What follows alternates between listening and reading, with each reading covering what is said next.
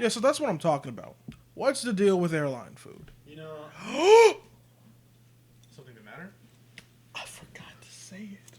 What'd you forget? The last podcast, I You forgot to say it. What's the deal?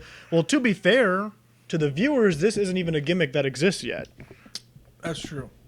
That's true. They won't get this until quite some time. Damn, I'm sorry. I made pizza because I was so hungry. That's okay. Man's gotta eat. I totally understand. You know, speaking of pizza, on the way here, so, you know, I have to go down Barker. I have to cross Franklin, past, you know, like the Walgreens and stuff. And I was lucky enough to have a green light because I was going like 40 and a 30 to get here as fast as possible.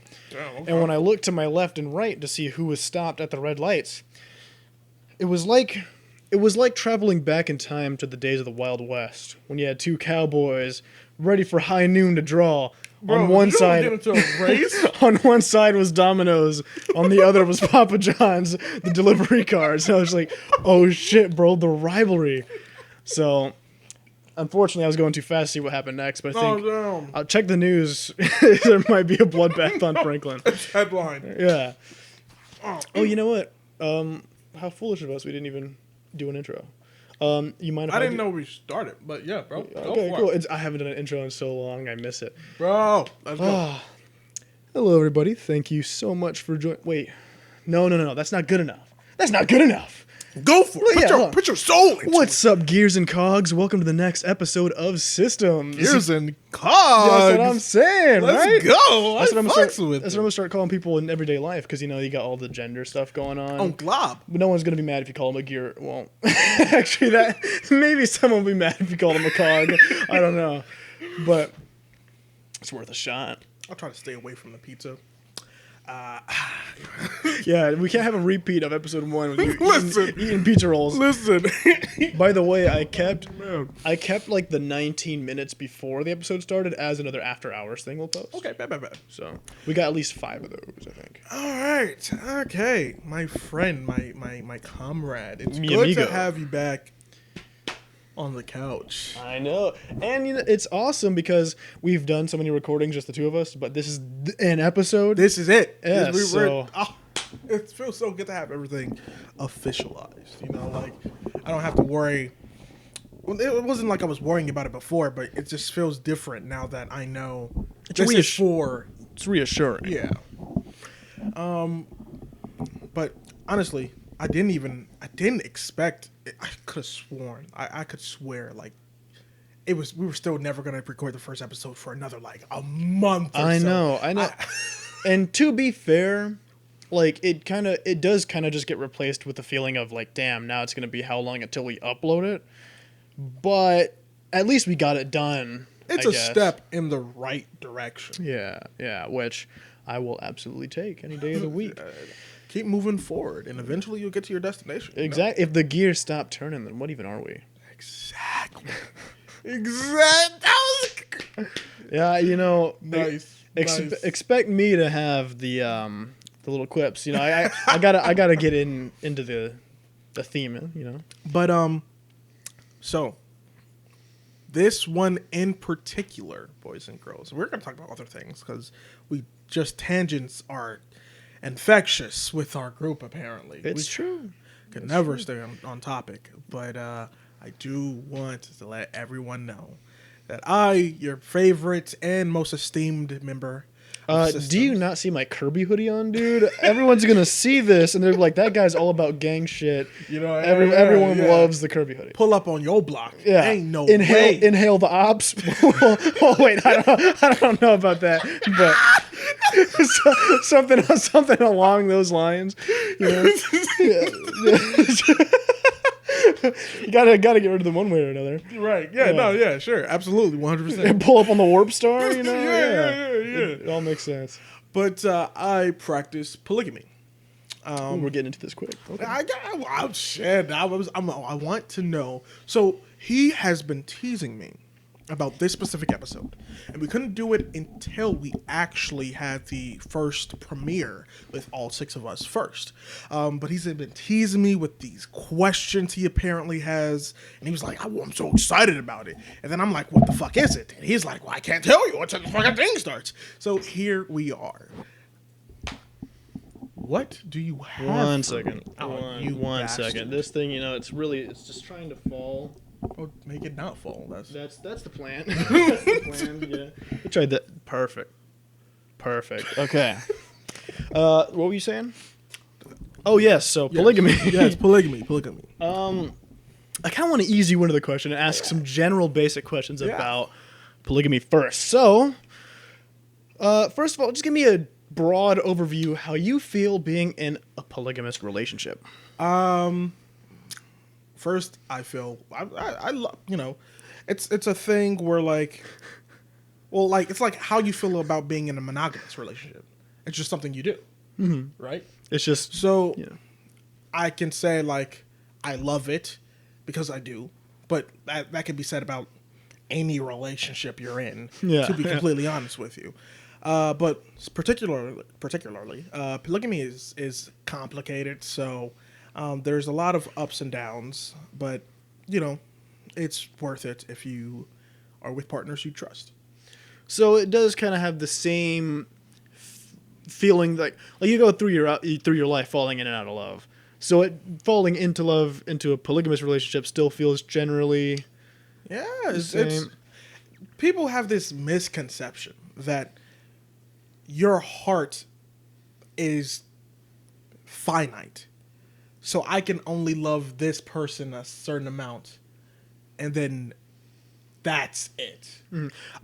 So I don't believe that's the case. I think a lot of that comes from because of a fear of cheating.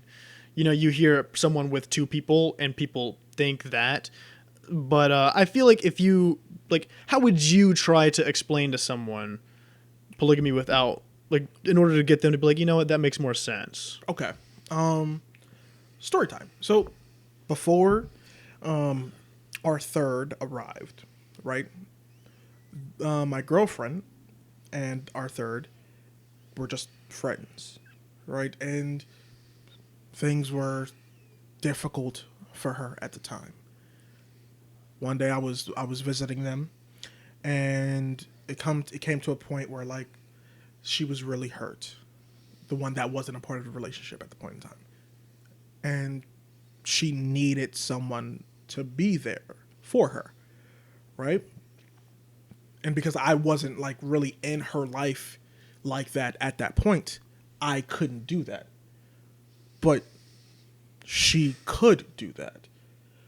It's not about like 1, 2, or 3. It's about sometimes I just, even if I want to be the person that's able to help, sometimes I'm not that person. But when I'm not that person, she is. So then, in the context of your relationship, your girls fell in love first. They were together before I was. Actually, and she'll let you know, they were actually together just then before I was involved. Really? Yeah, they said that I couldn't be there. Oh. Yeah. By the way, as context for the audience, one of them is here, so the pressure's on for Zach as to what he says for his answers. Yes, I can get hit or something thrown at me at any moment in time. It's a very dangerous scenario. That is interesting though that you said that, because I was going to ask so like you said, the way you described it is the heart isn't finite, right? You can share love amongst people because that's just kind of how humans and emotion works. Right. We're a boundless species. So this is like a whole triangle, you would say, with each side being equal. This is a Yes. Now, when let's say your girls are arguing, does that, and obviously tensions rise on one side, does that just affect the whole It way around? really does. It's never a point where like one side can be turbulent and it doesn't affect the other. All of it's a triangle. Each part is connected, right? So if one wobbles, then it wobbles the entire thing. One person's upset. Yeah. It's like a chain reaction. Chain reaction. The whole thing. it's a Okay. yeah, it's a reaction of That's why I get upset a lot. honey, honey, you don't have no one can hear you. We're just sitting. I'm talking to him. For context, audience, she's just She's going explaining. into depth. I am explaining. So it's very much a rebound where it's Yeah. like, It's, it's when you're like with someone you like, right? And something happens between you two, that's, it doesn't just magically go away, And sometimes if it's really like intense, it affects other parts of your life, right? Even if you don't want it to. But when it's a scenario with your life is right in front of you, like I live with both of them, right? So anything that happens, it's not something that I get to just, okay, hopefully I don't see that other person tomorrow and it won't affect It'll them. blow over. My emotions immediately react to their emotions and their emotions immediately react to mine. And because we all see it, it's something we low-key have to be very conscious and careful about.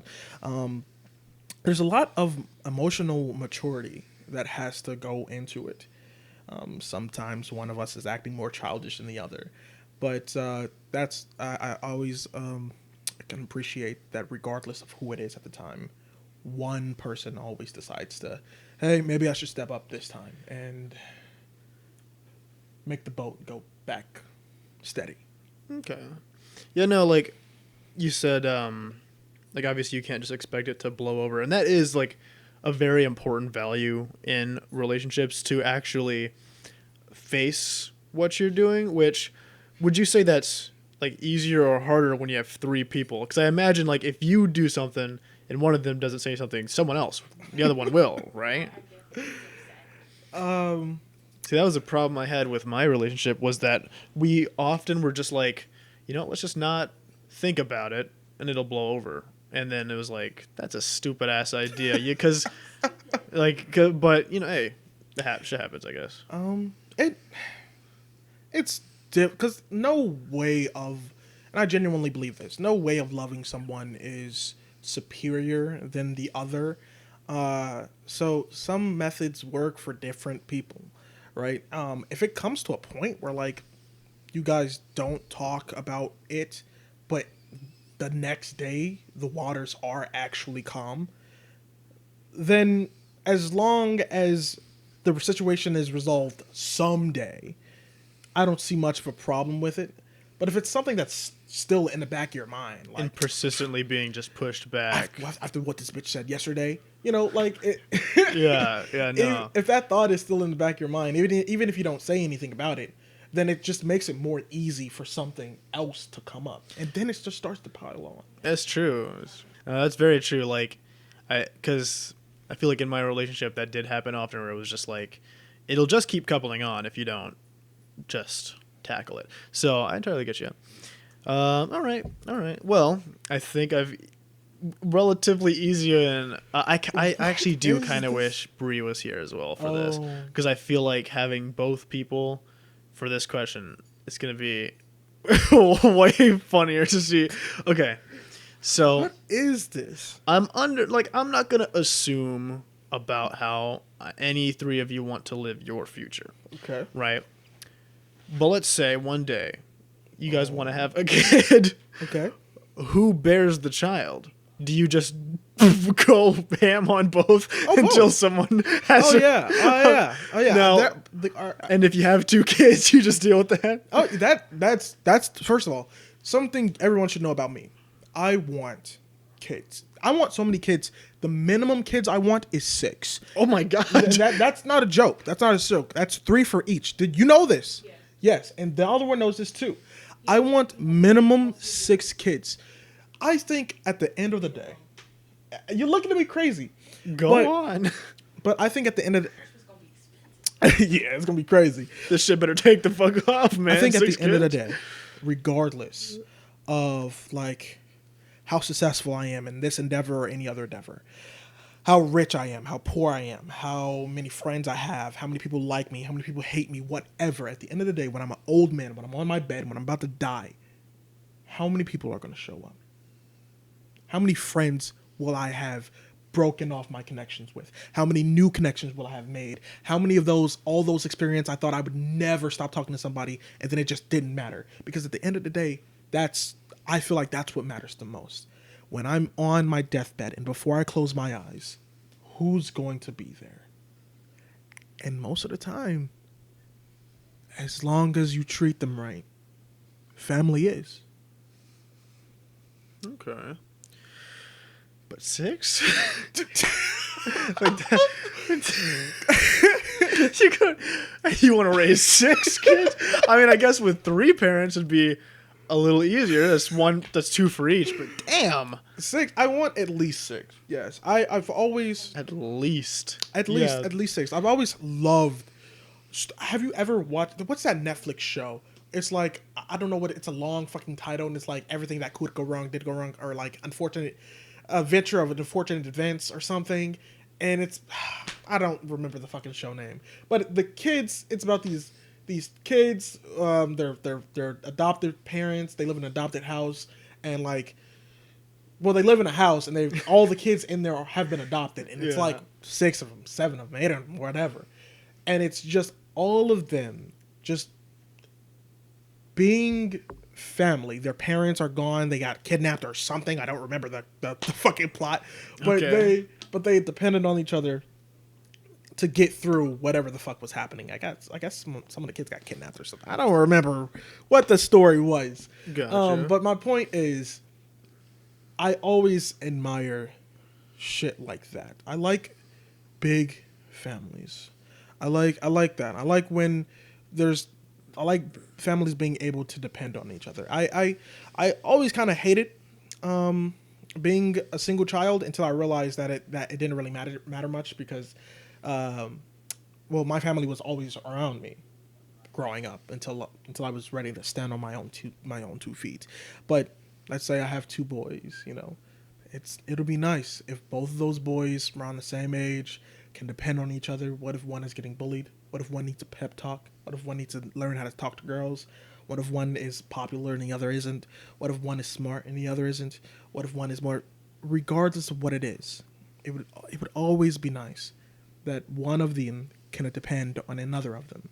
And 6 kids, I know it sounds crazy, but I feel like 6 is just the perfect number for me. I would be satisfied with 6 kids, but I want more. I want as many. I'm adopting. That's something I'm 100% going to do. I'm adopting.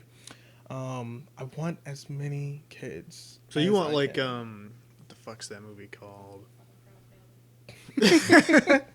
So, okay, well then on that, so you said obviously she knows and that Bree knows as well. 3-3. And this is, you like the idea of 6 kids as well? As long as I don't have to have all 6 myself. That's, oh my god, raising 6 kids alone, dude? Nah. I mean, have them myself. Oh, have them yourself. Yeah, no. I want my head. I truly do not care, regardless if they are bloodborne or not. Which is very nice. If all 6 of my kids happen to be adopted, I will still be very satisfied. I will be happy. Nothing will change for me. So truly, if either of them don't want to have babies physically, I don't care. That's not what I care about. I care about them still willing to be a mother to my kids. All of them. That's really wholesome. I know you want to. Okay. Yeah. If that was what it was, that is easy mode. Damn, easy mode. You have to think harder. I did not think you would have thought of that already, I guess, but you had way more in depth of an answer than I expected. Well, that's really the bulk of what I had. Family man. I am. My goal in life is to have children. I guess I can kind of see that based off of talks we've had in the past. I suppose that, like, that kind of checks out. I suppose. I mean, what is your goal? My goal? You talking about with like, family and- specifically? and- no, not just family, just end goal. You know. There's a lot of people out there who would take a page out of Bruno Mars's book and say, "I want to be a millionaire so freaking bad." That's not me. I'm gonna take a page out of Drake and Trey's book and say, I just want to be successful. Okay. Like, I don't really care about being like some elite, like I could buy up 17 mansions if I wanted. What is being successful to you? What is For being me, successful to you? for me, being successful, like my personal goal is I want to be able to make sure the people around me, like the people who've taken care of me, my mom, my grandfather, my grandmother, I want to make sure they can live the rest of their lives happily, which especially like I feel like the pressure has kind of mounted as I get older because my grandparents are going to be here forever. Yeah. And so the only thing I want for them is to have some aspect of luxury. Like, obviously, not like we don't have to have some 17-room mansion with Right. like 4 Corvettes in the garage. I'm just talking like, you know, they don't have to, like, we don't have to worry about money at the end of each month because rent nowadays is like $1,200 a month, and like insulin is fucking crazy, and my grandfather has diabetes and shit like that. Like, I don't want to have to worry about that anymore. And if I can be the reason that my mom didn't have to work, I would love that, because she's worked for me my whole life rather. So that's what I consider success, is to be able to support the people who've supported me. That's such an exemplary goal. That's an honorary goal. I always I feel like you don't always need reasons to pursue what you want to pursue.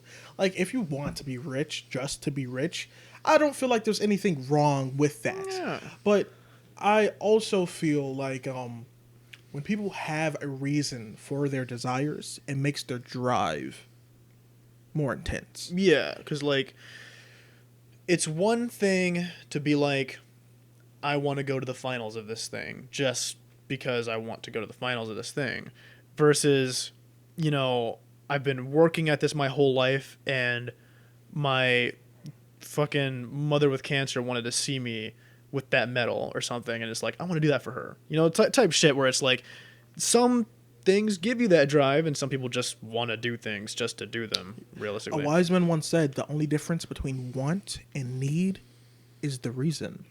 If you want something, right, regardless of what it is, well, you don't need it until there's a significant reason for you to need it, right? If I don't want to leave, I want to live, then I don't need air. I don't need water. I don't need anything at that point. Yeah.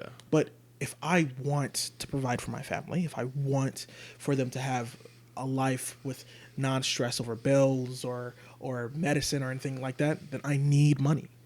Mm-hmm. That want for money then becomes a need. It's the reason that dignifies or signifies what want is and a need is, and that's that drive for success. I feel like that's amazing goal. That's an amazing one. I want that goal for myself as well. Something that, because I obviously I want my family to be well off in their own right. And if I imaginary life with everything that has ever gone right, then even like my extended family will all be able to have like someone to depend on, maybe a house, you know, a car. Yeah. But damn, bro, that's a nice goal. That's a nice goal to have. Yeah, there's some things where it's like, one specific thing I would love to be able to do, which I'm not sure I'd necessarily be able to, but my grandfather has always really loved Mustangs. He actually, I think his very first car was a Mustang, but it was in a wreck, so he only had it for like a few years. And whenever we're driving somewhere and he sees one, he always talks about it. He always talks like, that's a beautiful car. Like whenever he hears that rumble, he's like, I love that. And I'm just like, I would love for him to have one before he passed away, to just drive around in, just you know, summertime, roll down the windows and just fucking fly. Like, I would love for him to be able to do that, and if I could afford him that, that'd be great. But just stuff like that. Like I'm the kind of person who I definitely don't avoid thinking about what my future will hold, because I think it's a bad thing to not necessarily Right. think about your future. I know some people are like, oh, well, you know, Let it happen. stay in the present, you know. I think that's good too. I think that's a little naive, but, But- I don't find it necessarily a horrible main thing. I don't think I find it a great I thing think either. I think it's just a threshold where it's like it's great to think about your goals, your wants, but don't get anxious over it. Don't think about what you want to achieve and not necessarily like how like what are the stepping stones to do it. But don't like think about like, oh man, like am I even gonna live that long? Like crazy shit like that. I so there's some things that like I've never really thought that much about family, like in terms of creating a family of my own. Like whenever asked like do you want to have kids someday, I'm just like no, probably not. But that could always change. Yeah, you're young. So I don't know. We're all young. I feel like there was a time where I was like, yeah, maybe I would like to have a kid, and that's because when I grew up, so it was just for most of my life it was my mom and I, but we were always watching other people's kids. I have like 4 sisters. They're not my sisters, but to this day I'll call them my sisters. Okay. Because 2 of them, my older sisters, who we might talk about in a podcast one day if you remember why. I don't know. Well, maybe one day, but I remember why. yeah, those girls were a huge part of raising me though as a youngin, and so I'll always call them my sisters. And then the 2 younger sisters that I've never talked to you about, I basically had to raise them. Like one of them was a baby when I first met them. So sometimes I think back to those days, like helping my mom watch these random little kids that her friends would drop off, and I'm just like I think about all the sweet little memories, and I'm just like maybe I would want to have like a daughter or something one day. But then I'm like, man, I ain't about to change no diapers, man. Fuck all that. The one thing, what's crazy? I'm about to make a couple people mad probably. You know what's crazy? The one thing where I'm like, I want kids. I want 6 kids at least. I don't want a daughter.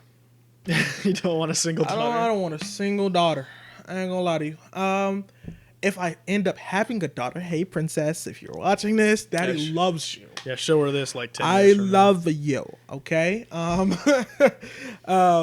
You were a happy accident, but you were an accident, okay? Listen, I just feel like with today, right? There's always a possibility of like, I don't want my daughter to be a hoe. I don't want my daughter to be a hoe. That doesn't mean I won't love my little girl with my whole heart. I just would prefer if at the end of the day, like, I had 6 sons. Okay. Just to, because I know I'm going to be the type of dad that worries about boys. Okay. I don't want no hoes. But I feel like that's not what we left off on, but I'm not sure. Whoa, what is that supposed to mean? My kids will be just like me. They'll be. Yeah, that's the problem. Your sons are gonna be. You're gonna have like 24 grandkids, dude. First of all, fuck both of you.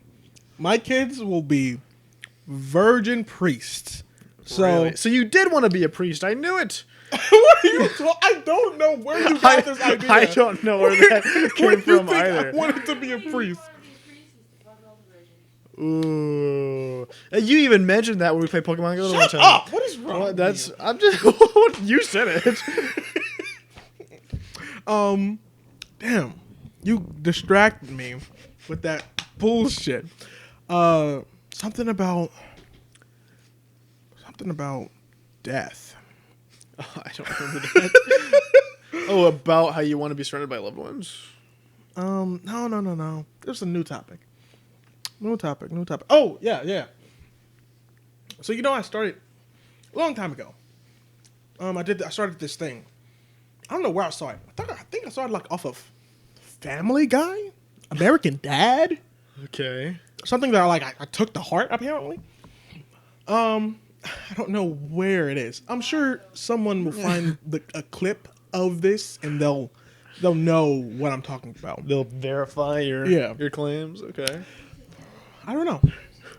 But it's a thing, and I do think it was American Dad, but I don't know.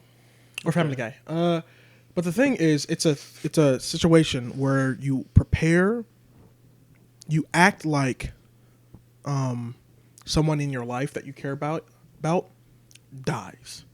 And you don't speak to them, you don't look at them, you don't talk to them for an entire like month, 2 months, 3 months. So when they actually go away, you're ready. And that's like, I don't know why I took that so seriously as a kid, but I did that for my mom. I did that for my dad. I did that for a lot of people that I like, that I know, that I'd be genuinely like broken about. Hell, I think I mean, I don't remember, but I might have done it for you and Ethan and Chris. Because I know I just did it for a lot of my friends at one point. Because I think I started in middle school or something. But yeah. I always feel like death, you shouldn't. I have this genuine thought that you shouldn't cry over a grave. I feel like, I know this is gonna be a hot take, but I feel like it's almost disrespectful of the person you're crying over. If I had any thought, any feeling, any way of sensing the outside world from inside my grave, yeah, I know I found it. If I had any thought or any feeling of sensing the outside world from my grave, I I don't want my daughter, my wife, my son crying over a bunch of useless bones, over an urn with nothing but ashes. I respect and love that you cared enough to do this for me, that it brought you to actual tears. But I'm gone. I'm not coming back. Know that and live your life. Because regardless of what I died over, my time is up. Maybe I was taken early. Maybe I was taken late. But my time ran out. Don't waste your time crying over my time. It's done. I will say, I do vastly agree with that. I think, if you spend your life crying over the people you lost, after a certain point, there won't be a single part of your day where you're not crying, because you're going to lose people, period. That's just how it goes. Yeah. However, I do think, death, even when you know someone's going to die, that shit hits hard. And I think people should be allowed to grieve. I can't expect someone to not cry over the death of someone, but there is a point where it's like that person would not want you to be in tears right now, because like you said, I'm sure if I passed away and my loved ones cried for me, there would be some kind of weird melancholy, I don't want to say joy because it sounds just like sadistic, but like It's bittersweet. yeah, I'd be like, It shows you care, but at the same time, I don't want to see you upset. exactly. So it's like, shed your tears, but once they're shed, go live. Go live. I'm lucky, and I think there's, like not everyone can say this, but I'm lucky at 20 that I have not really lost that many people. The only death I've cried about was my dog, because most of the family I know that has died are people I never met. So I have great aunts and great uncles who will pass away, and it's always a very strange feeling to wake up one morning and step outside and just see the rest of my family like crying. Like I'll step out and my grandpa's in tears because one of his siblings passed away, and I'm like I wish I could feel more for you, but it's like I never knew these people. Yeah.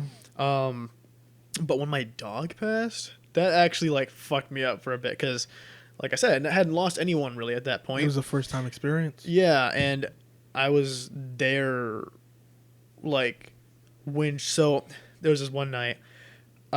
This is sophomore year just about. And it was when I was dating this girl who was in Michigan, and we were in a call. It was me, her, and I think John Tez and another person.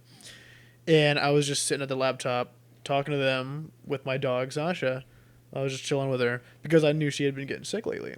Then I was like, yeah, I think she needs to go outside. So I go take her outside, and it's cold as hell outside. It's probably like November, moving into December. And she just like stands there for a second. And I'm like, you good? And then she falls over, convulsing shit. She's drooling. And I'm like, holy shit. I started freaking the fuck out. So I scooped her up. I brought her inside. I was like wrapping her up. I was petting her. And eventually she calmed back down. Like she got stable. But it was in that moment where I was like, she's going to fucking die. And even then, when we went to the vet like the next day, and they were like, yeah, we have to put this dog down, I wanted to be in there to kind of comfort her because she's, getting handled by some random fucking dude.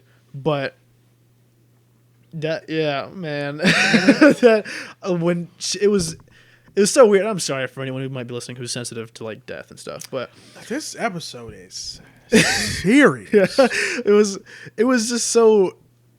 I could still see it. Is like it's a very vivid memory of, like, I'm glad it went fast for her sake, but just it's also kind of scary how good euthanasia is that we had, like the shit we have to just kill things. Right. But it was just falls over, gone, and it hit. I was like, holy shit, that's it, and I just stormed out of that room crying, and it was weird because going in there. There was a bunch of people in the lobby with their pets doing stuff, all talking, and I stepped out, and it was just dead fucking silence. Just a bunch of people in a room averting their gaze from me because I want to look at this kid crying. And even worse, there was a door, like, next to the door. I walked out to just leave the building to get to the car, Right. but I didn't realize it was there, so I walked through, like, the whole thing with just all these people, just, like, nameless faces, just averting their gaze from me as I cry about my dog. It was a horrible feeling, and like I think about that, and I'm like, I don't want to ever compare lives, but like the day like my grandpa dies, I don't know what the fuck I'm gonna do. Like that's gonna stink because he's lived with us since I was in, I want to say, 4th grade.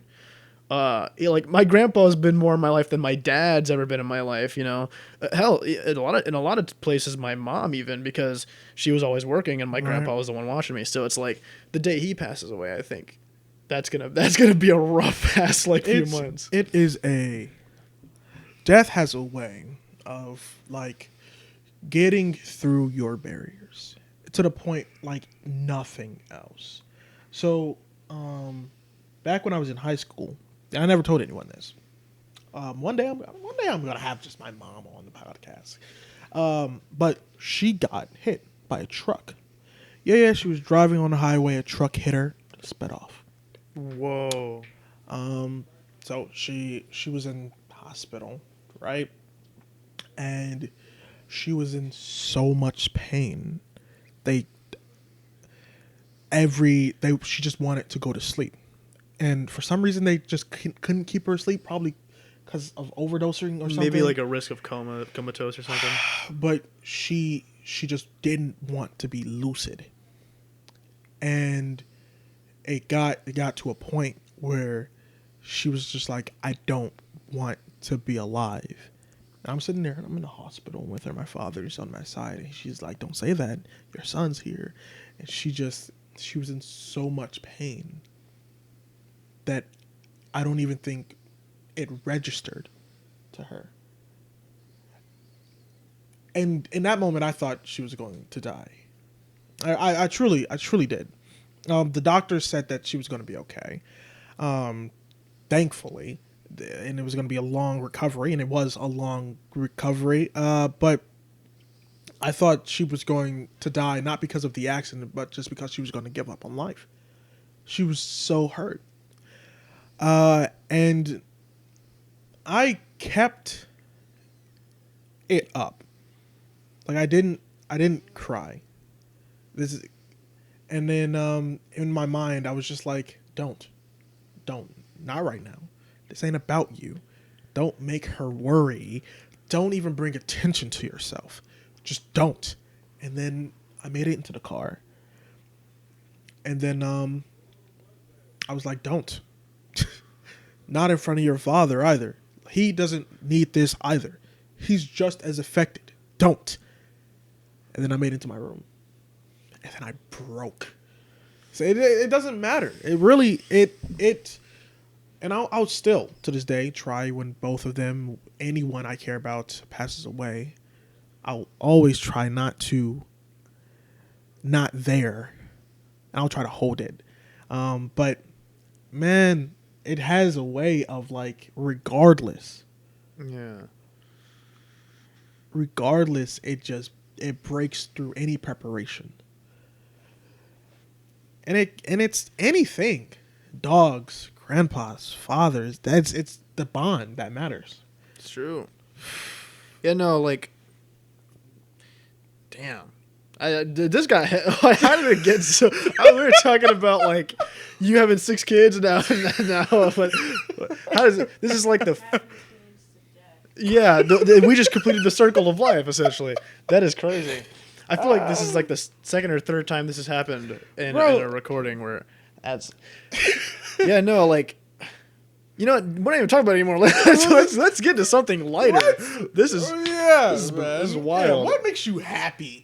Phantom, give me happiness. You know, give me so jolly vibes. Yeah, some stuff we're looking forward to. So, first of all, I'm ecstatic that we've started this fucking podcast. I'm so excited about it, especially because we just got so many people interested in wanting to see it, and it's not even like it's barely a thing. Like that's very exciting. Like I've got friends like Kira. Like Kira doesn't even know a single one of you, and she's like, "I want to watch this," and I'm like, "Okay, cool." And then you have people in the group chat. You two as in you and Bree. Like, right. Like it's amazing. Honestly, it's very very exciting. And then plus, I'm definitely gonna tell. Like the Discord, I'm gonna post the teasers on my channel as well. Maybe like I'm sure Ame would probably watch. Dinzy would probably watch. Like, absolutely. And then like when we were doing it, and her coworker was here, she was like, "What are they doing? These guys are hilarious." So it just spirals. It keeps going. I think we got good chances here. Maybe Chris's prediction was better than we thought. Chris's prediction is a gold. Like, if it's only 2 months, I don't know what I'll do. Like, I feel like my brain will short circuit. It would just be like so much to take in at once because it's like I don't know. It feel like it would be surprising, but at the same time, I feel like if anyone could do it right now in the current climate, it would be our group. So it feels like it would be this mind-blowing spectacle, but at the same time, it feels like a matter of time. So I don't know where I lie on it, but wherever it is, I'm excited. Like either way. Me too. Do you ever like feel like that you're on the path now? Like, I just feel like with this, I feel like I'm on the path I want to be on and continue down. The only thing now, I hope this path leads to success. Mm-hmm. I want to walk this path. I want to keep going. I want to keep stepping. I want to step with all you on my side. And I feel in my gut that this path is it. This is the right one. I definitely get what you mean, because like, for the viewers, for those of you who don't know, this is not my first rodeo. I've broken into like YouTube and stuff before, and I've always felt like I was close to the right track. Like I've told you before, I love making YouTube videos, but I like the cinematic like things I actually put like real like thought into, right. Add like these stories. That's the stuff I enjoy more. Like the gameplay videos, the most fun I have doing with those is when I insert some Easter eggs into it, like with the floating face and shit. Like that's the stuff I love doing the most, incorporating like genuine thought and just like storytelling into something. We should make an ARP. An ARP. Yeah. Isn't that what it's called? ARG? ARG. Wow.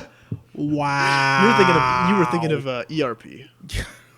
Yeah, ARG. Yeah. We should make an ARG. I would love to. I would love to. 100%. Huh? Yeah, he did. Wilbur did do an ARG. See, like that. His shit is still his shit still isn't solved. Really? Yeah, it's been like how long? 5 years? 5 years? Yeah, his stuff is still not solved. He said that if someone solves it, he'll post about it, but no one solved it yet. That's crazy. What the fuck? Yeah. I think it's like really fucking chaotic too. Yeah, he said that the reason people probably hasn't solved it because he was still a new content creator at the time. He probably didn't do it as smoothly as he should have. That's fair. But at the same time, he's like, I'm not gonna tell anyone. Like I kind of started something similar with the storyline I had going with the whole basement thing, Right. and that's I still really wanted to see where you took that, bro. as far as the channel goes. It's still going. I mean, because I haven't really uploaded anything, and that's where the face was a part of it too. Like I might have to change things because I'm talking about it publicly, and that kind of ruins it a bit. But you know that storyline is still going for the most part. For those of you who don't know, out of all of us, Phantom is 100% the most creative, like visually creative type guy. Yeah, I have high hopes for the man. I know he's gonna be doing great things. Hopefully, my ass will be dragged along with his success. With homies like you at my side, I'm sure I can. What are you pointing to? What is happening? It's It's fucking creepy as I think they're playing a game or something. We- Maybe they're playing. I'm scared. Bro, we should. What's that game? Where Phasmophobia or something? I want to play Phasmophobia. Oh my god! I've been playing that. Well, I haven't been playing it, but I was playing that a lot with Leon for a good while. Were you? Bro, Oh, man, that I sounds love so that fun. fucking game. You didn't stream it or anything. I don't think. He's gonna scream.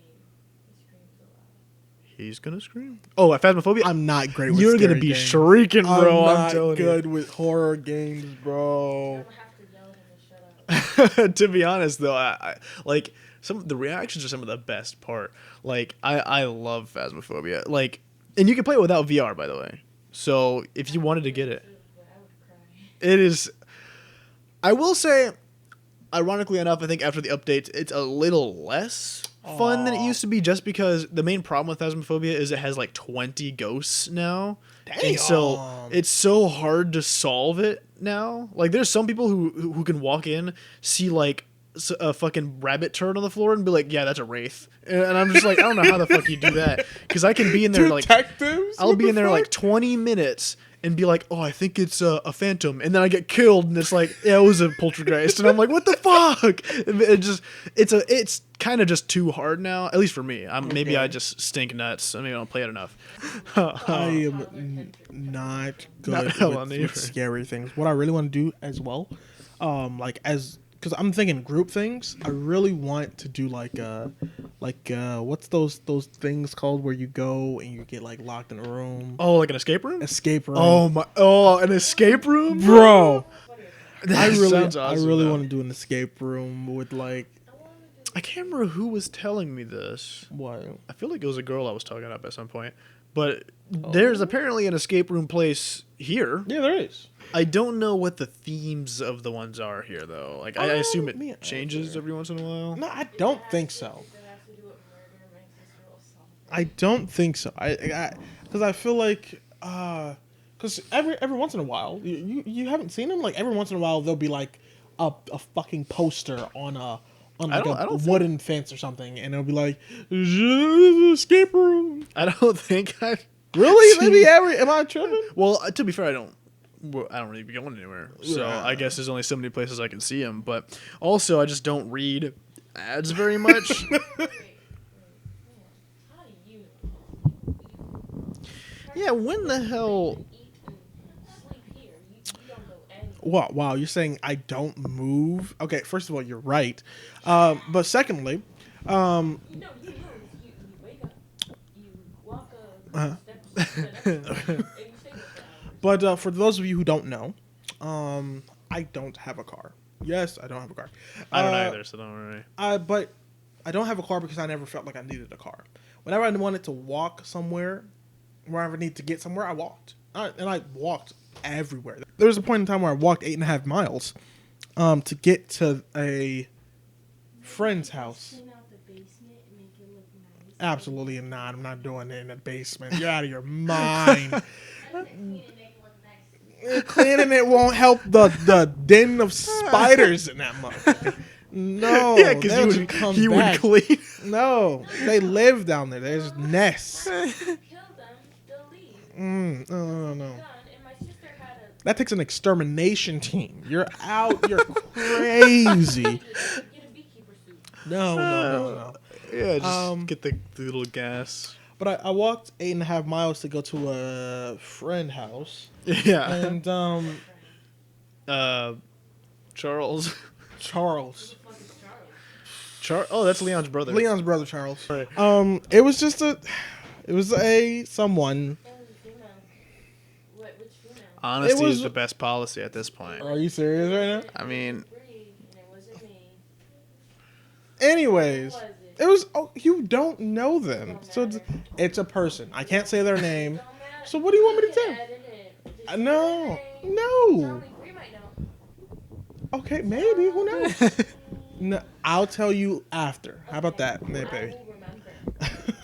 But I walked 8.5 miles yeah. to get to their house, To this girl's house. and then the house had fucking cameras, dog. I had to climb through the window, Okay. and I scraped my knees. What was my original point about this? You Oh, just I walked places. Because you just went on a whole different story. Yeah. Fuck you. Okay. All right. A tough guy. Okay. How This guy can walk circles around your walking story. Oh, a fucking yeah. Cause her house. No, he doesn't. Okay, we're not. Anyways, yes. So I walked everywhere. I didn't need a car. Like, even for her, there was one point in time where like she was like sad, and so I walked to her house. This was on 2.5, 3 miles away, in the storm, bro. Real story. So as I was walking, cause Yeah, I remember this. and I was low key, you know. I was just like, I'm ready to get home, because what happened was she was sad. So she was like, I need a hug. And I was like, okay, bet. So I walked to her crib, right? Okay. And then I knocked. And then it's like pouring rain. I'm drenched to my feet. And then she gives me a hug. And then she was like, oh, thank you. Bye-bye. And then she closed the door. And then I had to walk back. As I was walking back to my house to dryness and safety, a fucking lightning bolt hit the a fucking electrical pole, and it like exploded. Damn. I'm not kidding. I swear to God. That's swear to fucking God. scary. Bad afterwards. That is actually horrifying. Yeah, I'd freak the hell out if that happened to me. I would have let you in if my mom liked you. Oh, her mom hates me. Really? Probably something to do with the polygamy thing. Hates me, and probably because she just doesn't like me. Well, show her I'm the sure. podcast and she'll hear your explanation and everything, and maybe she'll She'll come still around. hate me. She'll be like, you know what? No. Damn. Her mother. There's no hope for her mother for That me. actually does remind me. I forgot to check the text. Let me see what she said. My sister likes Oh, your you. mother? Which? Oh, that's nice. I didn't know that. Yeah, she likes you. I told her about how you are and how our relationship is. She's like, as long as they treat you well. Aw, that's nice. She does not dislike you. Oh well, that's the best I can hope for. That's the best man. Yeah, ever. yeah, I yeah. trust you because I trust you. See, the one problem I had with my relationship. Well, why did that yet? What do you think is That's gonna? what I'm saying. You know, one problem, and it wasn't the fault of me or my partner. I think her dad was racist. So, like, I think even she was like, I'm pretty sure my dad is a closeted racist. So I was like, oh, well, that's not great for family meetings. And then she'd be like, so why don't you come meet my dad? And I'm like, you know why I won't come and meet your dad. I'm not, like, you make him sound like an insane person. She's like, yeah, you know, he's the kind of guy who would pull out a shotgun and kill someone. And I was like, yeah, I'm not going to go alone and get my fucking head blown off by your father. But her mom was nice though. Her mom was really nice. decent? She was probably also a closeted racist, but she was nicer about it, I guess, at least. Okay. You know what? This is gonna be a hot take. This is gonna be a hot take. Okay. I feel like if you're old, It's you getting can be a little racist. Just a little. You're allowed to be a little racist. If you're old, you can be a little racist, just a little bit, because your racist is funny. Wait, that's not at all what I. Nigga, what? That is not. Give me a second to explain. Okay. Give me a second to explain. Does that mean it'll be funny when I say it when I'm old? Huh? If she's racist, if she's old, is it gonna be funny? Yes. If you're old, you can be a little racist. Like, It's funny now. you can't be racist enough to like actually try to hurt little black boys, you know. But if you're racist enough, right, where you're like you're good, like there's This is a true story. Okay. This is a true story. So this didn't happen to me, but my my dad was like Make a clip out of that. my. I'm gonna post it out of context. My dad was like, so one time, back long ago, I was hanging with my homie, right? And he just so happened to be white, the only white kid on our block. And he was basically a grown man then, the white person on our block.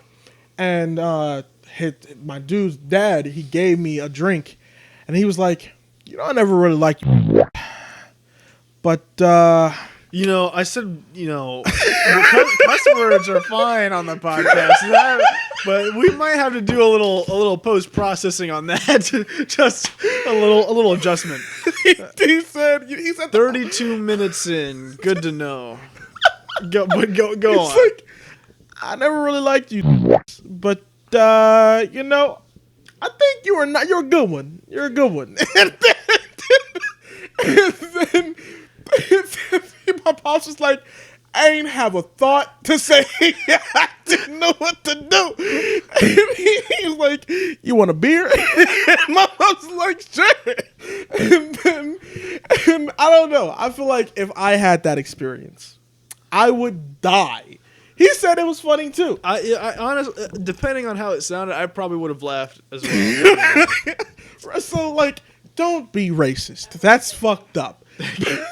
just a disclaimer. Well, here. Don't be racist. I think a good way to frame what you're saying is it's okay to be a little ignorant about it. Because obviously, not every black dude's gonna be cool if you're walking up and saying that. But maybe if you learn, it's okay to learn. All right, it's okay to be a little ignorant, a little stupid. Just realize that your stupidity might get you mollywopped. Oh, goodness, I really that's hope all. I don't get canceled for that. Don't cancel me. No, if anything, I think everyone's gonna be proud of that. They're gonna be like, "I'm glad you spoke out." Oh, Twitter. Damn, I'm already gonna. I don't even. Can we talk about cancel culture? Oh my horrible fucking cancer upon society. On the topic of learning, the thing that stinks the most about cancel culture is they don't allow people to have character development. If you said a slur like 7 years ago, You're still that person from 7 years ago. You're not allowed to be a new person. Like, this sucks to be you, I guess. Like, that's why a lot of my original YouTube videos are unlisted, because Jontez, Leon, and I, we were wilding out when I first started YouTube. So it's like, even though those were years ago, and I could look at myself like 3 months ago and be like, that's a different nigga. You know what I mean? Right. But let alone that far back. But people will see that and be like, nah, you said something bad, so fuck your career. I feel like I'm a high supporter of free speech. So if you want to be a fucking dumbass, be one. But I feel like it goes too far when you affect another person's livelihood. If you're getting Jimmy, the teacher, fired at his job because 7 years ago he he made a video of himself being a stripper. he posted a photo of himself as a stripper, and you're like, well, that's just misogynist, patriarchal. How fucking dare you, Jimmy? Yeah. And he loses his job over it? Fuck you. Yeah, like, You know who would have done that? David. Fucking David. why is everyone named David like the worst person on earth? Like, God damn it! Camp First of all, David. for all cogs named David out there, we love you. unless you're a dickhead. Unless you're a dickhead, and David. then in that case, you fuck you. As simple as that, you know. Oh man, one of these days we'll do a podcast and I'll go fully into depth on like my relationship with my ex, and we'll talk about David. We'll talk that nigga David. Oh, I hate David, bro. Hold on, wait, who the fuck is your David? Do I know this David? You will know this, David. We'll all know this, David. Oh man, you know, maybe cancel culture isn't so bad, but nah. Compared to David's, I want to scream it from the rooftops. Fuck Oh that. my Fuck goodness. David. Fuck. I'm that. sure I'm sure there's a good David out there. Yeah. Sure. This is the one who beat the Goliath. Yeah. Well, you know, the Goliath was just chilling. You know, Well. you know, he was doing a job. Okay, you're right. You're You know, right. it wasn't nothing personal. I know the David. He's my brother-in-law. Oh, yeah. He Okay. plays guitar. She has a brother-in-law named David. That fuck. That's a lot of information, actually. Yeah. Ooh. Basic. Yeah, but that's the thing. Basic shit goes. Yeah, sometimes, honestly, Yeah, some people man. they're crazy on the internet. They're thing, sleuths. the thing with the internet is, it has gotten to the point where anyone can be a detective. That's crazy to say, but I feel It's like. true. Do you remember that whole thing with Keanu Reeves where he put like a flag in a random spot, and these motherfuckers figured out the longitude and latitude based on wind currents? Yeah, I did not know Those who that. do that? My other sister. Don't say. Don't. Right. See, like, You know That's what I'm crazy. talking about? Yeah. The other one. Yeah. I feel like even the average person, like, there are people I just like know who will, if they want to know something, they will They will find it know out. it And it's like, eventually. and I feel like it's oftentimes women. I don't know what it is, but like, I think it's just, you know, I don't really care about like knowing stuff sometimes, but it seems like a lot of girls want to know everything, so they can find out anything. It's crazy. Like at this point, if I needed a private investigator, I could just ask like any woman, like, just be like, "Hey, can you help me out?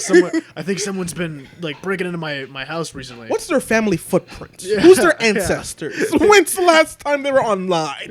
Like they'd immediately be like, "So here's their ass print from their couch." Last meal. Yeah. Do you have a DNA sample? Like, Jesus Christ. I feel like at the like, I feel like women are able to obsess over things easier, They but are. I also feel like there's a difference. I feel like women are able to obsess over things easier, but I also feel like men are able to obsess over things harder. Like, I don't know if you've seen like crazy fanboys, but like, You talking about like Twitch fanboys? People being like, "I wish I was under Pokemon's toilet." Yeah. Like that type of shit. Yeah. I wish I was Pokemon's flip flop. Yeah. Yeah, I know. Like, that's wild. Like when a guy obsesses over something, it's a lot more like caveman, like 100%. It goes to Neanderthals. Yeah. I get like, No, God, I wish I was that rock. it's entirely true. Like when it comes, Pokemon smells bad. is it all that wrist sweat? Yeah, it's true. It is really weird. Like I guess it kind of makes sense because you know the hormones that we distributed between the genders, but it's also just like, man, this is what I had to deal with. I had to grow up being that, like being a dude who has to associate with guys like that. That stinks. Ugh. Have you ever like got into the whole generational war thing, like Gen Z, Gen X, millennials, boomers, zoomers? Like, well, what do you mean war? There's apparently there's like a whole war. Millennials being lazy, zoomers having. I Just mean, the different like stereotypes. Yeah. Yeah. I mean, like there's some things I do think definitely ring true. Like a lot of boomers are absolutely out of touch. Yeah. And you it's hard to deny. Like I feel like most of the time boomers are going to be very conservative. They're going to like not want to progress or advance. Oh, you dyed your hair blue? Fucking idiot. You know, Fucking shit. Like, and dumbass. then with millennials, I wouldn't say millennials are lazy because that's like the majority of that's like the whole workforce right now. Because I know you old ass boomers aren't doing it. And then Gen Z, like you got some of us, but exactly, yeah, like your ass is being served by the millennials. So if anything, be grateful. And then with us, with Gen Z, it's like kind of a half and half because I think even babies born now are still considered Gen Z. So it's like half of us are working, half of us are babies. Yeah. So it doesn't really. Bro, I think the next, because I think at this point in time the oldest Gen Z is 25. I think, but I think I heard that the next ones have just been born, or will just be born, called Gen Alpha or something. Gen Alpha. Oh God. Gen Alpha. Yeah, no, I can already see it now. We're the alphas. We're the alphas, dude. Yeah, no, I'm not excited for that. Speaking of Alpha, Rolling at the moon. the video, the how to be. Bro, we gotta do that because we got a whole cast now, Bro, yes, the fuck we do, bro. Oh, well, it was a skit idea I came up with. Like, man, it's it's been been a while, a minute. Like, but we're not gonna spoil it though. We're not gonna spoil it just in case because it might come to fruition. So we won't tell the viewers just yet, but just keep it in mind. Keep it in mind. You're right. Yeah. But we're bringing it. Oh I yeah, want it to will do that. because It's completely slipped my mind for so long. yeah, because I mean, I hate to say it, especially because this episode's gonna be one that goes live relatively soon, but the main people I talked to about it were you, Leon, and Jontez. And while I know you would be on board, I mean, look at us now. Facts. Zach and Jontez. I mean, fuck. Zach I'm and so Jontez. Leon and Jontez. It would take a whole army and a half to get Leon and Jontez to actually like start working on the project. So, because I could be like, hey, you guys want to do that? Like, even I'm gonna try not to get on this tangent because I love those guys, but it's like. Even with like Five Nights at Leon's, I only needed Leon for that because it's 5 nights at Leon's. And I was like, hey, Leon, you want to go to your house and film like you just standing creepily in the hallway? No. Like, yeah, but do you want to like come over and play some game about like baseball? And I'm like, no. What's happening? I don't know. She's showing me a spoon. She's got a spoon. Yes. Oh, so in this house, we have gotten a spoon shortage. I don't know how. We'll grab them. Bro, if you come out with 35 spoons, yeah, if you've been hoarding the spoons, bro, that's a problem. if you've been hoarding Zach, 30, bro. I know there's probably a couple in there, but if they've been hoarding 56 spoons, there's a problem. If they've been hoarding 68 spoons, you know.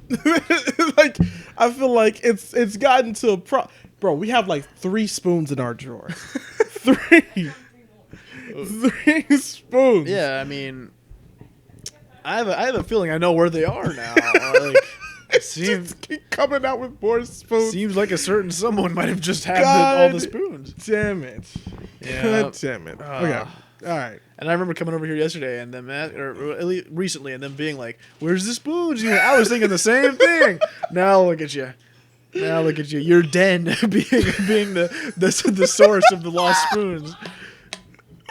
Oh my god. Is she coming out with more spoons?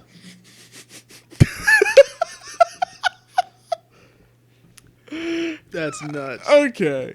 All right. I'm sure it's everything's okay. Yeah, I mean- Everything's fine. All right. Okay.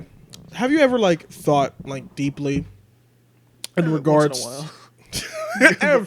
every now and then, every now and then, you know. Go on. But have you ever thought like deeply on regards like what? Because I know you said you wanted to be successful, but like, where, if you, like, your perfect life, like the one more spoons, like your perfect life, right? Yeah. Have you thought like exactly like the specifics, like the details? Like what kind of house would you have? How many people would live there? What's your setup would be like? So, are we talking like at like the point where I've already like moved out? Like I am on. Yeah. I'm doing my own thing. Yeah. I would really like to live in a more rural area. I wouldn't want to be so far out from the city that it would take like forever to get too, to it. bro? Oh, but okay. I want to be just outside of it to where it's not hustle and bustle. But like, I wouldn't want to be too far out from the city because then, like, you know, you miss the convenience of stores and all that. Like, it Right. takes much longer. But also, you know, that could affect like internet connection, all that shit. But I would want to be like far out enough that I don't have to worry about the just like crazy amount of like traffic or anything. Now, in terms of where, so you know, obviously, I've spent a lot of time.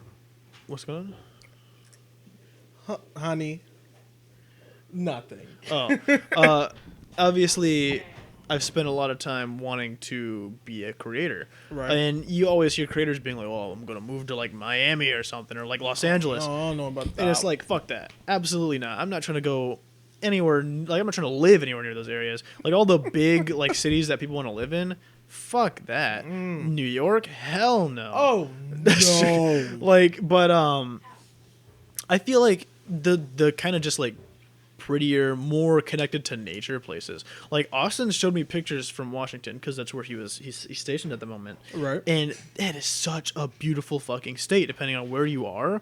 I would love to go out there, or just like, you know, just somewhere generally a bit further away from a huge infrastructure.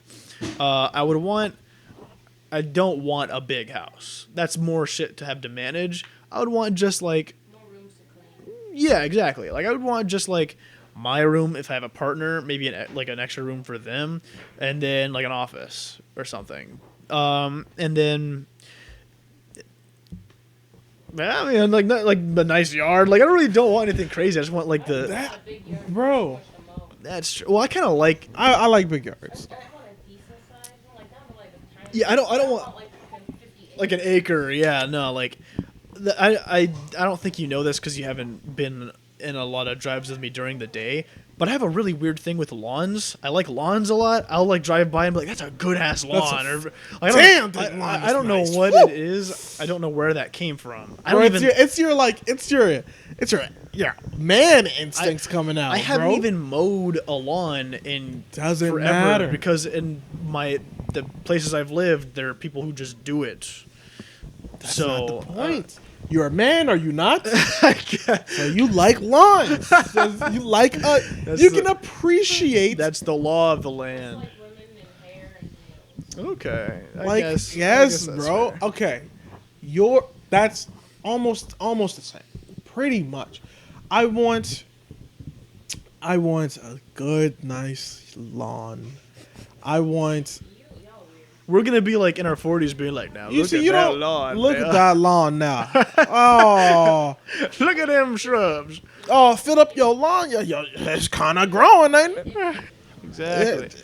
Around 2 inches. But not like fake looking green. Yeah. Around 2 inches. I heard it's the perfect spot. I don't know, but I I heard. Kind of like fucking Seaman right now. This is gonna. Here's a long-term goal. When we're in our 40s, I want us to just go around, like walk around in a random neighborhood, and if we see someone outside, be like, "Hey, bitch, I got your lawn." Yeah. Yeah, you're a real man, right? Let me see your lawn. Yo, that bush there's getting a little overgrown now. Yeah. You got the weed whacker? I'll do it for you. Come on, now. give it here. Give it And then we'll just randomly tear the fuck up out of the bush. What are you doing? This don't belong on your lawn, son. Yeah, get rid. The whole thing's ruined. Get it out of here. Yeah. That'd be great. Have I told you that that I want to die like at 60? 60 right, 70? That is no, yeah. This is not bad death. This is satisfied death. About dying. I did not expect because because he said, okay, this is gonna be quick, right? Okay. So I have a real thing about against like being so old that I'm Miserable. clearly miserable, Yeah. right? So I'm like once I get to the point where like I can't walk. Sorry, I'm selfish. You don't do shit. When I'm like I can't walk or like I can't wipe on my own ass. No. No. I gotta go, bro. I'm sorry. No, I do kind of relate though, because it's like, bro, like life is precious, but after a while, man, like, How precious is it really? is it really? Turn off my light. Said, bro, I am struggling to breathe. I don't need breath to be is here. arduous. Please let me go. It takes a whole day's worth of energy to get up and take a shit, bro. Like it's like after a certain point. Ain't no. If I gotta start wearing no. See, that's If I gotta start wearing diapers, I gotta go. see that's that's actually a really good point. You're talking about having like family. One thing that's weird about growing old is having someone like to take care of you, because like if I don't have kids or if I have a wife and she passes away, like I do not want to have to be in an old folks home, bro, because they will not take care of you after like realistically. Yeah. I ain't going into no type of old folks. I will- You out of your goddamn mind. I would honestly rather Bless you. Okay, so my family. Wait, you're doing that thing where you interrupt somebody, let them finish, and then all right. I was just gonna say I honestly rather take my head off with a flintlock pistol before Damn!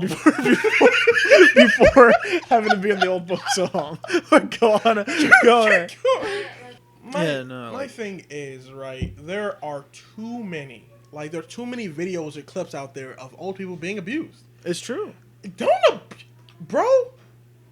That's like a crime. look, 24-year-old Sarah, bitch, don't push me.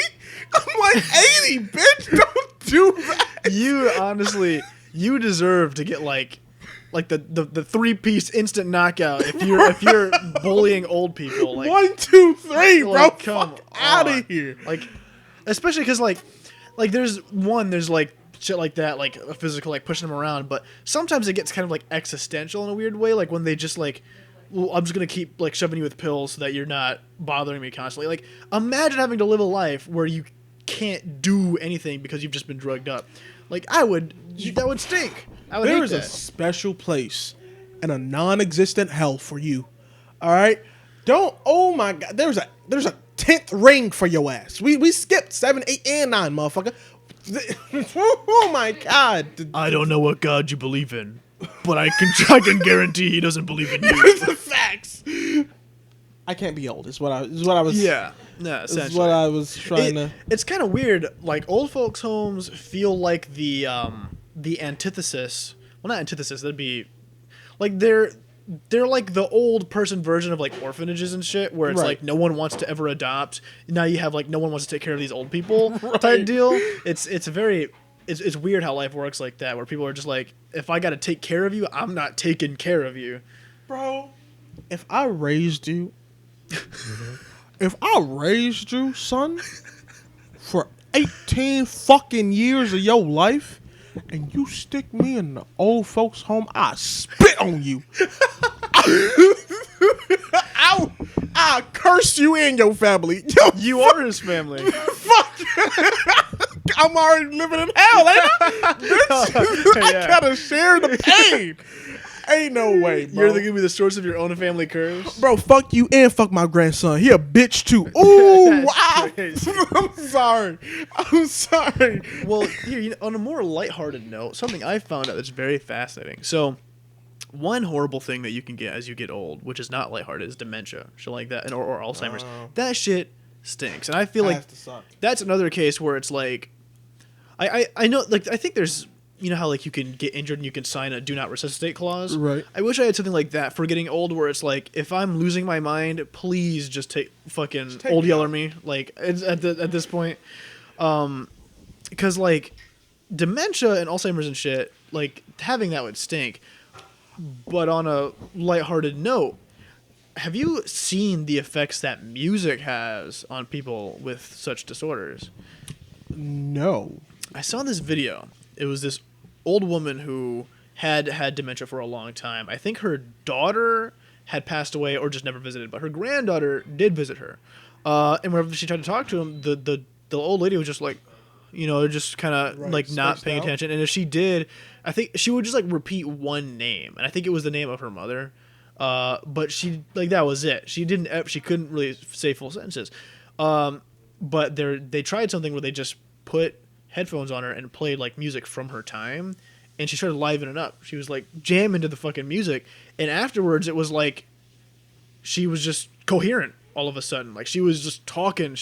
They were like, "Can you tell us about your parents?" She was like, "My father's name is this. My mother's name is this. They were great people. My mom used to make like fucking pumpkin pies and shit." And I'm like, damn, like it's weird because my kind of music is magical. It really is. Like my kind of theory is it taps into the same kind of shit that nostalgia has for you. You know how you get like a scent of something, and all of a sudden it takes you back to like this moment. I think it's a similar situation where they hear that and they're all of a sudden like, yeah, your brain jump starts. They're like, not just can I remember it, but I'm there, and so that's how they can kind of get that. There's oh my god, you've heard of Big Mouth from Netflix, right? It's a weird show. That ugly ass show. It's a weird show.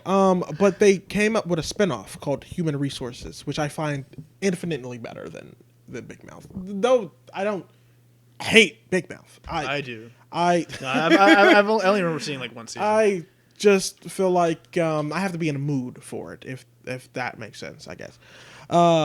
But there's this episode in Human Resources, right, where there's the lust monsters or whatever, the hormone monsters. The weird like. But there's a whole society. There's love bugs, hate worms, shame wizards and shit. There's a whole society. Depression cats. There's a whole society, right? So there's this episode and it focuses entirely on this old woman in an old folks' home, and the only monster she has left is a love bug. And every day, she would just go back in time and relive this one experience over and over again. And anytime someone would take her out of it, because she was getting taken care of by her son, she would hate them. Her love bug would turn into a hate worm. She hated her son because she didn't know who he was. Yeah. Only that he was taking away her happiness, to the point where eventually she started to live in her scenarios, and then hello cat, and then she passed away. I'm not explaining it beautifully, but that episode was amazing. It's a serious episode in a goofy fucking series. I shit talk the like serious episodes that they've made recently, like Family Guy, but sometimes when they tackle something well enough, that shit really does. I feel like it hits well. I feel like it hits harder because you don't expect it, especially don't expect it to be done well. Like, what's a good example? Like The Simpsons used to do it all the time, where like there's like so many old like episodes in older seasons that still resonate with people because of like what they were talking about. Like there's that screenshot that even now people like circulate where it's the the original sign is at home or at work, and the sign is something like, "You don't get like freedom," or so. It's some like corporate shit. But he put pictures of Maggie over the certain letters, so it just says like "Do it for her" type shit. Like when they do that in a show, it's like, oh, it's supposed to be funny, but then you put something sweet in or something like that makes you think, and they do it well. That always hits. I feel like if anytime you're gonna break away from the formula, or not even just that, anytime you're gonna do something risky, if you do it well, then, and if you're confident you can do it well, you can go for it. Don't do it flimsily, because you're disrespecting the entire series at that point. Family Guy, McFarlane, bro, I have joyous memories of your series. I low-key still fucks with American Dad. Just stick to your great points and only deviate when you are sure of it. Not for a gag, my guy. No. That is not how you fucking do it. Not because Sorry. like even Family Guy had good moments like that sometimes. Like there was one episode about it was essentially just being like a thing where Lois kept saying other people's names during sex, and Peter was like, "You don't find me attractive," and the whole episode was like kind of revolving around that. And then at the end, wholesome might not be the right word, but in the end, they're like, they fuck on Mount Rushmore, and like the whole the whole point of the episode is essentially just like, you know, like sometimes things get stale, but if we just experience things together, go do shit, you know, we'll love each other, and like shit like that. But when they do just randomly, for some reason, Brian wants to go to a bank and kill himself, and he's eating shit out of Stewie's diaper. Like, that's not... Brian dies and gets replaced by a Brooklyn dog. Like, those episodes... Like, here's the thing. Brian dying and getting replaced, I wouldn't even be mad about if they did it in a funny way, because it's Family Guy. Like, if it was like he actually... And then it was like, oh, I guess Brian's dead. And they introduced him. I would honestly think that's the funniest shit if that's how they got rid of Brian. But instead they wanted to make it serious, and it was like too serious to the point where I was like, it didn't hit. yeah, I'm like, I'm not gonna shed tears for this. I'm not character. enjoying this. I feel like that goes for almost, not even almost. I feel like that goes for everything, really. And this is going to be my hot take, right? Because I'm just making those today, apparently. If you do it right, you can do it. That's just something I feel like. Like, for example, comedy, right? Nowadays, there's a lot of people where there's limits on comedy what you can and cannot joke about. I feel like if you do it right, you can. Like, who's that guy? I think his name is Peter Davidson, who's always talking. Pete Davidson? Yeah, Pete Davidson, who's always talking about how his father died in 9/11. He was a firefighter. Oh, I didn't know that. Yeah, and then so he cracks jokes on it, and some of them are low key good jokes. Yeah, I'm not a horrible person for laughing at that. Neither is Pete Davidson for cracking jokes at that. Like, I mean, it's serious. Us saying something like comedic about it doesn't make the situation less serious, but at the same time, comedy is an open, or just anything, if you're really like any open expression, is a form of like, if you got to do it, you just got to realize that there is a line between like dark humor and just flat out disrespect. Like, because there's a meme that's been floating around like Twitter for like the past year where it's like, I have such dark humor, and then just racism, like shit like that. And it's like, you saying the N-word does not just make you you're funny. not hilarious. Yeah, but it's like, if you can carefully craft a joke and it's like tasteful enough, like, because I feel like if I died in some horrible thing and someone made a joke about it, depending on what it was, right, I'd probably be chilling in the afterlife thinking it's funny as hell. Like, it just depends on how you go about it. I completely agree. That movie where Leonardo DiCaprio is a slave owner, and he has to say the N-word, and he's feeling uncomfortable about it until I think it was Samuel L. Jackson. Yeah. Until he's like, do it. Like, I'm not in this scene. I'm not your friend. I'm not your ally. I'm not your comrade. Do it. It's about the art. It's about the art. And and he did it. And I'm not going to sit here and say cancel. Yeah, and that's why separating the art from the person is also very, very important. Like, if I go back, if I want to be nostalgic and relive my childhood and watch a Sky Does Minecraft video, I'm not all of a sudden a sympathizer with an abuser because of what he did now. Right. You know what I mean? Like, let the content live outside of the person. If I want to scream Bodil 40. Who the fuck is Bodil 40? Like, the name sounds familiar, but like... Bodil 40! Bodil 40! Minecraft YouTuber? Bodil 40? Minecraft YouTuber? Bodil 40. What did his... Wait, was his Minecraft skin like he wore a white shirt and he had I have no idea. But what? You don't even know? No. So he would do, back in his like not olden days, but kind of olden days when it was just like really him, Mudkip, Mizkif? Mudkip. Husky Mudkips? Oh yeah, Husky Mudkip and the dude with the white shirt and the headphone on. I forgot his name. Oh, Deadlocks. Deadlocks. They used to do like these adventure maps, and those adventure maps most of the time were always made by Bodil 40.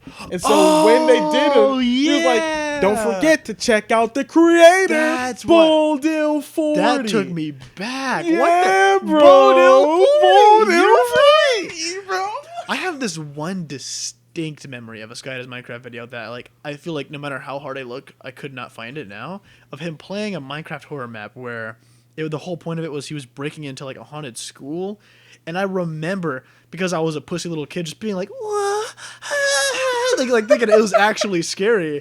But it was just him, like, walking in and just, like, a shitty PNG, just like, ah! And I was just like, ah! Like, it was scary as shit back then, but, like, I really want to find it now. Oh, if my anyone knows Sky Does Minecraft, like, school horror map, then please, by all means, send it to me. Oh my God, Sky for a very long time was the king of Minecraft. He was the GOAT. He was the GOAT. Oh, and it's crazy. It's crazy because like I think when Minecraft came back, he wasn't in the equation, and I was like, wow, that's wild. That's wild. That's the king. And then it got to a point where I had to like realize, someone had to tell me.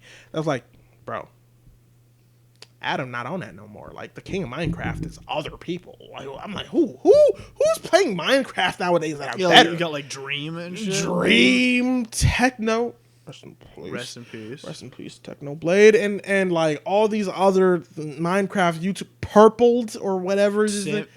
Tommy in it.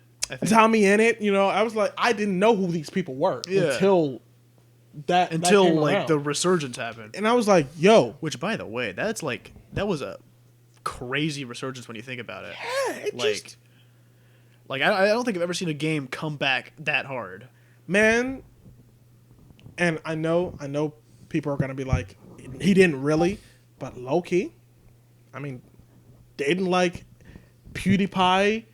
He made a series on it. He did, and then people started getting into it again. I'm telling you, PewDiePie made the series on it, and then fucking Comedy Nation. No, let's get right into the news. Oh, Keemstar made fucking the Minecraft Monday, Minecraft Fridays, Minecraft Tuesdays. I did not know that was a thing. What? I did not know that. Well, I haven't kept up with Keemstar in a long time. Bro, me either. It's how I actually discovered Technoblade. Well, I will say, like, I do think PewDiePie was like a huge catalyst. I feel like he helped a lot. But to be fair, like, I don't want to make it seem like the others, like the YouTubers that you now know, they put in a lot of work. 100%. Even if I don't like most of them, they put in the work, and they deserve. Not that he dislikes any of them, just like the thing is, I will say with Dream, I don't dislike Dream. Like when I watch Dream and his friends, like I sometimes think like it's a little cringe, but so were the YouTubers that we liked when we were kids. So that's entirely fair. That doesn't upset me, but stans. Oh my god, we were talking about cancel culture. Stans are a whole different level. I don't know why he has. Okay, first of all, I'm gonna sit here and say that I've watched every Manhunt. Really? Okay. Oh wow. I've watched every single Manhunt. All right. I don't know if I would say I'm a fan of Dream, but I will say that his Manhunts, fucking amazing. But that's like the only content of his that I've watched. So forgive me if I just don't know what the deal with Dream stands are, because apparently they're a thing and they're insane. I feel like if internet was as like how it is now, when our Minecraft YouTubers became a thing, the same phenomenon would have happened then. But the problem is the internet was more primitive then, right? And also, like, you know, I think it was like a whole moderation thing, just the way the infrastructure of sites were. Like, I feel like when I was a kid, the kids that I was friends with never used Twitter, but now like. At like 6 years old, kids are using Twitter. Which, by the way, like Elon, if you want to do something good with Twitter, fucking stop that. Kids should not be using Twitter, like, period, honestly. Like, but, It's not a safe space for children. So I would say. Yeah, it's absolutely not good for kids. Speaking of porn, did you know Tumblr brought porn back? For real? I gotta log into Tumblr. No. Okay, no. Wait, you lied? No, they did. They Okay, did. okay. Yeah, and I'm not gonna sit here and say I'm going to go back to Tumblr. I feel like She's reading the One Piece fan fiction on there. I'm not gonna go back to Tumblr, but I will say that I use Tumblr, and I will say that I stopped using. Oh my God. my I apologies. stopped using Tumblr when the Exodus happened. I did, yeah. I only, like, at the time I had only used Tumblr for porn because I was a coomer. I will readily admit I was out there, you know, just going crazy in my jimmies, and then I was like, "There's no porn. What the fuck's the point of this anymore?" I just stopped. They using lost it. so much of their user base. Yeah, I mean, For this year? there was There a was a Tumblr. there was a most competition sexy for man? Tumblr's most sexy man, and someone won. Guess what? Who won? Sans. Oh, Sans Sans from my Undertale. God. But I feel like that had to have been a meme pick though. There's, I did stop using Tumblr after the mass deletion happened, and I think that's just like how a lot of shit went. Like when Sky stopped posting, I stopped watching Sky, and then he came back, and for a moment, for a single second, I was like, "Oh my God, Sky is back!" the world is healing. And I watched one episode, and didn't watch another. Yeah, I had the same thing. I watched like maybe 2 or 3, and I was just like, you know, I hope dude does well. And then, but I was like, the magic's gone. And then I heard about what he did, and I was like, yeah, the magic can stay going. The magic, and the thing that sucks most, like, obviously, you know, people have different amounts of like affection for a certain creator. Right. So like, one person might be way more distraught about who's one of those fucking creators that is like, what was his name? Genu? Was it Genu? What happened? Gino? What is? What It was one of Sky's friends who was found doing some creepy kitty shit. Oh, like maybe. Oh, you're talking about First of all, there was Basherverse, Basher versus one. and then there was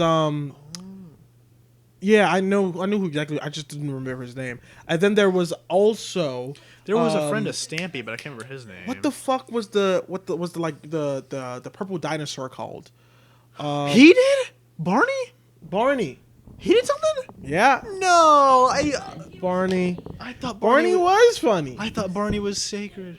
Yeah, you remember how like for 2 years, you remember like they did that they put AFMAO on the map. AFMAO on the map. You remember like for like 2 years, Barney spoke in that accent, and it was all fake that entire time. Really? You didn't I see did not the know video? that. I thought after I feel like I do remember him talking like an American, It's been a lie. but I did not know that. The entire So time. not just did he lie about his accent, but he was also a kitty toucher. What the? I kind of wish you didn't tell me that. Nothing is sacred anymore, man. Fuck. AFMAO has come so far. Because I remember before she was AFMAO, she was a mod pack, not a mod pack, but she was a map creator. Like Bodil 40. Yeah, like Bodil 40. She was a map creator, and she made a Pokemon map that Sky played on, and he invited her on it, and then like she got a lot of attention, and then she changed her name to AFMAO and started making her own content. Yeah. And Her storytelling is amazing. and then she started a storytelling. She started doing like Minecraft role plays, and I watched that shit religiously. I'm ashamed to say there was a small, infinitesimal part of my life that just watched all of her Minecraft role plays. And so I watched all of Sundays. Oh, And- man. Oh, When my it comes God. to AFMAO, like I think I did watch her here and there, but there was one particular series. What series? So it wasn't even on her channel, but she was like the co-star. Okay. You ever hear Newscape Pro? No. So he was another guy who played Minecraft, and he did role plays, but I think he only did like for one legendary game. He did an Undertale roleplay, and she was in it. I think it was her, and I was fucking addicted to that. Like I subscribed to him, waiting for every episode, and I would even watch them do Minecraft prop hunt as the fucking characters. Oh god. Oh, damn. That brings back, man, and that crew was honestly really cool. Like I remember, they would do Gmod stuff, and there was a guy, I think it was Frozen Gorgon. He was the funniest fucking dude ever. He had like a New Jersey accent, if I remember correctly. I fucking loved that guy. I'm probably misremembering him entirely. Someone's gonna be like, Frozen Gorgon's from like Russia or some stupid shit. But what was the original like Minecraft crew because what the fuck was Sky's group called? Or Team Crafted. Yes, it had it was Sky, Jerome, Yup. Deadlocks, Sunday, fucking the Minecraft universe. Midkip. Mudkips. Let's get Mudkips. Does he? Yeah. Oh. Actually, Sunday and okay. So most of them fell off, but log.zip is still on to the point where like he still gets consistently around 1 million views a video. Really? Yeah. Log does, and I'm still subscribed to him. Still watch his shit. It's no longer Minecraft playthroughs, but like more like Minecraft video essays. Oh. And I think that's why he's still successful and everyone else isn't. Because I couldn't watch fucking Sky does Minecraft shit when he came back. Yeah. I'm not like 10. Yeah, because it's, when it comes to Minecraft gameplays, we've seen Minecraft for like the past 10 years. We know how the game plays. So I'm not like 10, but log.zip, he makes like Minecraft video essays about new updates, new things, new creatures, how he wants the game to work in the future, shit like that. And I watch those, and I can enjoy those because like they're not for 10-year-olds anymore. Yeah, it's more to think about. He updated his content with the age of his viewers, and so he still has viewers. Yeah, and I feel like that's an important thing to like keep in remembrance of. Like your viewers are going to grow up. Yeah, eventually, and that's like, man, like that's one thing that's kind of scary to think about as a creator is that. I genuinely hate when people on I think we've talked about it before. I hate when people on the internet are like, if you're gonna be a creator and you're gonna have an audience, like you're kind of in charge of watching them in a weird regard.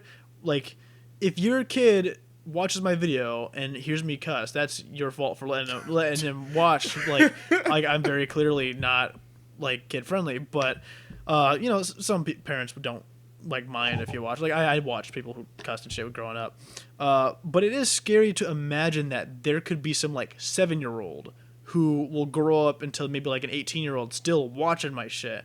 Because like I remember Mark had this, he was on a podcast. No, he did a interview with Anthony Padilla from Smosh, and in the interview, how there's that meme of Markiplier crying.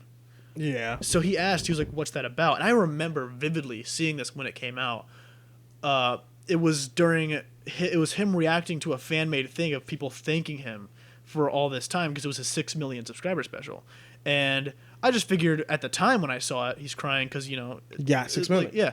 But the way he framed it when he was talking to Anthony it was at that point that he realized he could never have a personal connection with any of those people. That. Because it's like, when you get to that point, you realize that all those people have grown up. You might have saved someone's life, and you can never truly actually meet them, and that's kind of sad. It is another bittersweet thing, right? Because obviously you want to grow. Yeah. Right? That's just a desire that someone who puts out content has. You want it to reach more people. But then, when you have a small, like you have a community, dog. It's a niche one. It's a niche one, but you have one.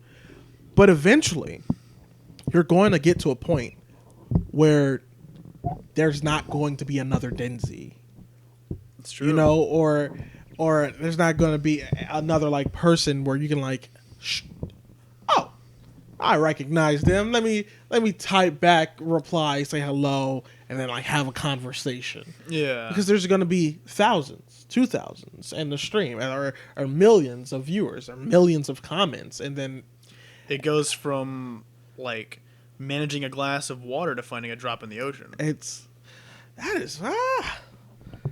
Man. Yeah, like that is just a bonkers concept to even think about. But I think it's a good one to end off on, talking about like, you know, maybe the cogs and gears watching will be thankful that we're still small, you know. Of course, we can, of course. You know, leave a comment, and maybe we can be friends when we grow out of the period where we can make friends. Yeah, you know, like, hey, cogs and gears. This is you're stepping ground zero. Okay, we can be the new Markiplier in what's his name? Jacksepticeye? No, like that PewDiePie? no, the one who made Unis Honest with. Oh, Ethan. Yeah, we Crank can be Gameplays. the new Markiplier in Ethan. And funnily enough, Crank Gameplays uses like a gear Crank. as his thing. Of course. I knew that. I absolutely 100% knew that, and that's why I made that reference. No, I really made that reference because like Ethan was just a normal fan. Yeah. A normal fan at first. And then like he became a genuine friend. So listen, this is your chance. This is your ground one. This is your first step. Don't waste it. If we frame it like this, then there might be people who just want to meet us because they think they'll be in a video. They're like, I don't think you're funny. I don't like you. Yeah, but it's, you know. But all right. So you did the opening. Are you ready to do a closing too? Then I think I am. Right. Ladies, gentlemen, cogs and gears, we really heavily appreciate having you today. Episode 2, I'd say, went swimmingly. Neither of episode 1 or 2 was supposed to be like as long as they've been, but we appreciate you staying if you've listened all the way through. And we didn't actually say it at the beginning, but each episode is going to be kind of like this, where there's going to be different people on this couch. Yeah. It's not going to be all 6 of us. It's not just going to be the 2 of us. It's going to change. It's going to switch in and out. So I don't know when I'll see you next, but I'm sure I'll see you again. Have a good night, ladies and gentlemen. Oh, yes. Say it. Say the line. You do it better than me. And at the end of the day, we're all just cogs in the machine. Peace. I think you did it better yesterday, but Whoa, that wasn't that bad.